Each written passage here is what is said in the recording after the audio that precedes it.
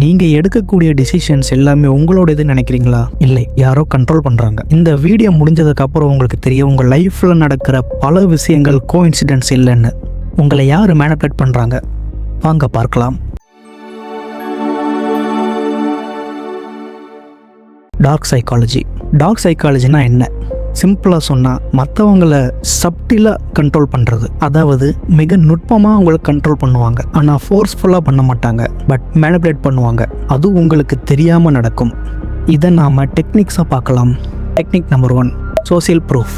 ஒரு விஷயத்தை எல்லாரும் பண்ணுறாங்கன்னா நீங்களும் பண்ணுறீங்க. ரெஸ்டாரண்ட்டில் க்ரௌடு இருந்தால் அது நல்லா இருக்கும்னு நினைக்கிறோம். இன்ஸ்டாகிராமில் லைக்ஸ் அதிகமாக இருந்தால் அது கரெக்டுன்னு நினைக்கிறோம். டெக்னிக் நம்பர் 2, ஸ்கேர்சிட்டி, அதாவது பற்றாக்குறை. நாம் ஆட்ஸ் நிறையா பார்த்துருப்போம். அதில் பார்த்தீங்கன்னா லிமிட்டட் ஆஃபர்னு ஒன்லி 2 seats லெஃப்ட் அப்படின்னு கொடுப்பாங்க. விளம்பரங்களில் இந்த மாதிரியான வேர்ட்ஸை பார்த்தா நாம் யோசிக்காமல் வாங்குவோம். பற்றாக்குறையை கிரியேட் பண்ணால் வேல்யூ அதிகமாகும். Technique number 3, authority.